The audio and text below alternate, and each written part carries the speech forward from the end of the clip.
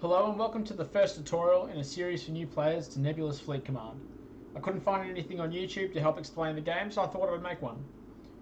A quick overview of the game: Nebulous Fleet Command is a realistic space simulator in which you build your fleets and engage in realistic combat in 3D space, utilising positioning and manoeuvre to outwit and outposition your enemy.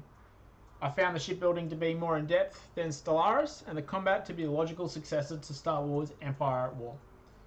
Nebulous Fleet Command is due to be released into early access on the 12th of February 2022, and I'll link the Steam page below.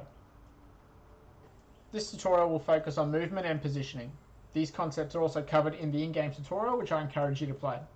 For those who do not yet have the game, please stick around to see what you're in for. As mentioned in the overview, movement is conducted in three-dimensional space, allowing you to position your ships in relation to each other and your enemy to maximise your weapons and equipment while minimising their ability to do the same to you. Ships apply forward and rear thrust to accelerate and decelerate with manoeuvring thrusters on the ships to turn. This is important to remember when positioning your ship, as it takes time to slow down as well as accelerate when a movement order is set. The game is conducted across two screens. The main game view screen, which focuses on your ship or the enemy's ship if selected, allowing you to move laterally as well as vertically. If I can get the ship back in view, there we go, with both the keyboard and the mouse, or in the tactical view, which allows a more zoomed out overview of the battle, allowing for you to see various pieces of terrain, your ship and where they are related to the map, and any other fleets and enemies that you'll see. Movement can be conducted across both, and I'll show movement in the first main game view screen. To move your ship and eventually your fleet, select the ship, right click to open the order panel. Select move to see all movement commands that can be issued, with move to position or the shortcut M on your keyboard being the basic movement. Once selected, you can set the distance or the direction using your cursor. By holding the control key and moving your cursor up or down, you can set the verticality of that movement position. Issuing a command with the left mouse click while holding shift will set a waypoint.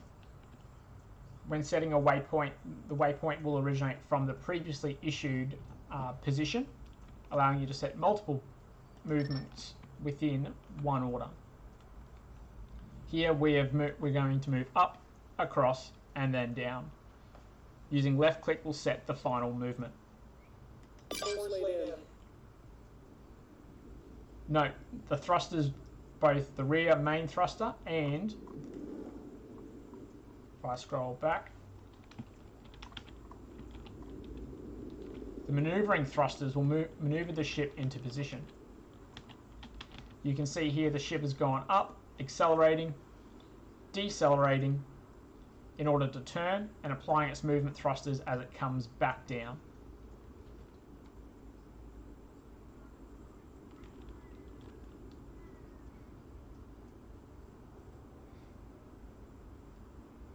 Once complete, all thrusters will disengage and the ship will remain idle.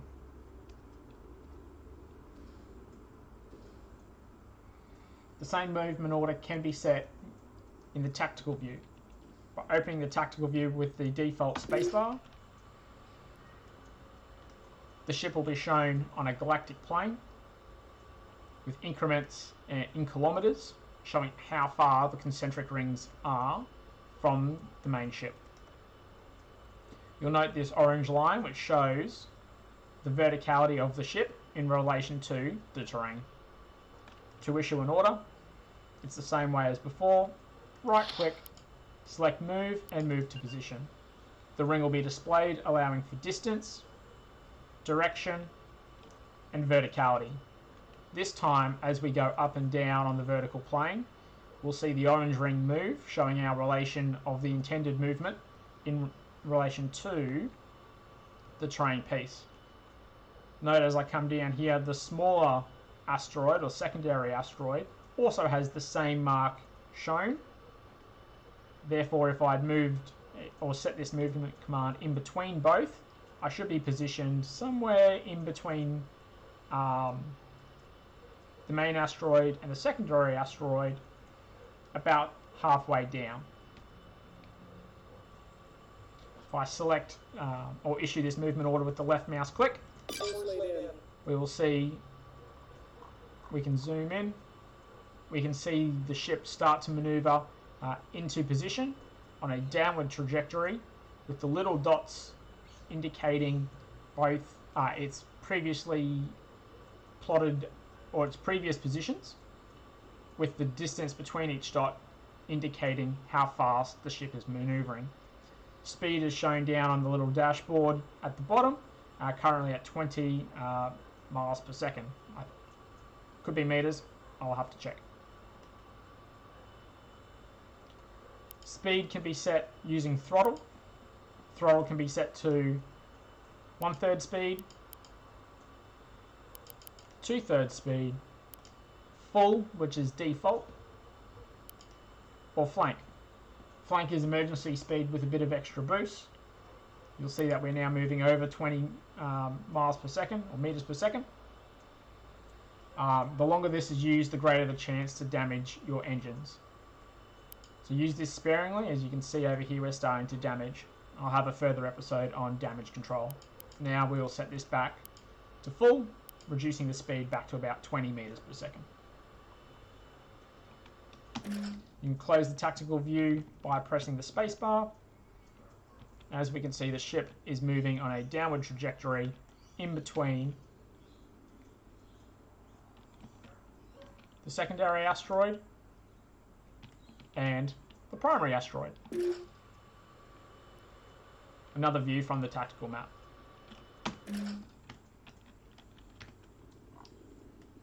We'll now have the ship stop by issuing the all stop command, in which case the ship will attempt to stop at all cases, applying retrograde and deaccelerating through its forward thrusters.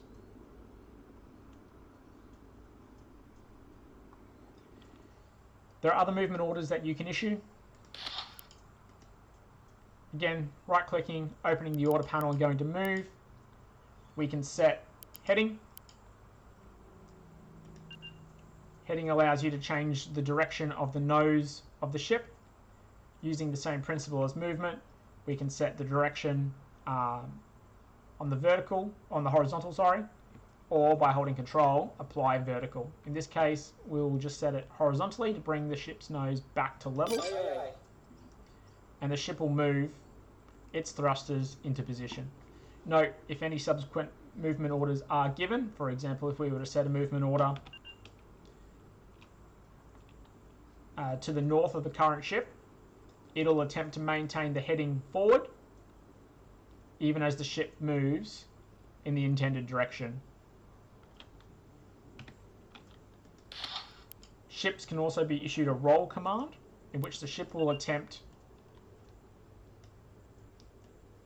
to move to hold a particular roll heading.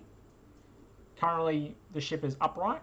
We can have it roll to one side or 180 degrees in order to have weapons and equipment brought to bear, or hidden from the enemy. This gives you options to change your tactics and actions and position the ship favourably for you. Again, if another movement order is issued, the ship will stay in with this current roll and this current heading. I'll demonstrate that now.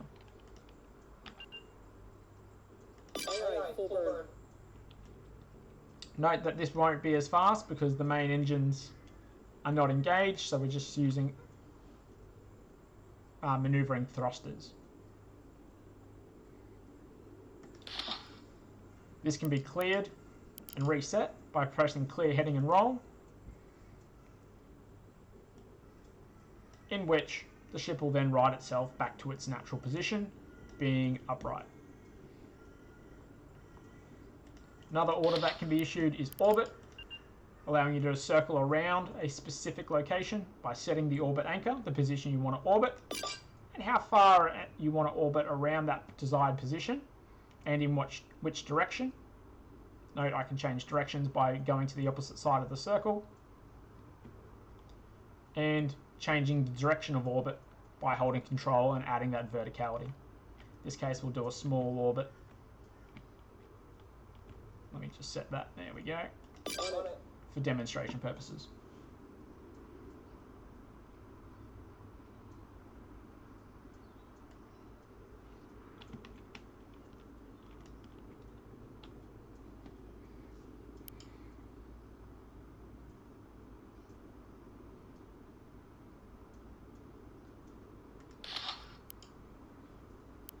Again, this can be cleared using all stop or issuing a subsequent movement order. As you can see, the ship's moving into position and we'll start to orbit around the anchored position. If you engage the tactical map, you can see the ship's heading, previous positions as it starts to move around the anchor.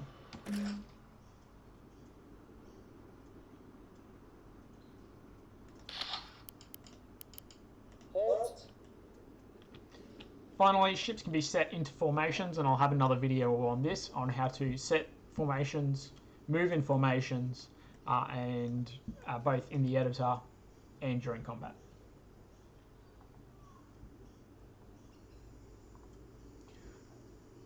All movement orders, or all orders in general, can be set in both the main game view, as seen here, or in the tactical view.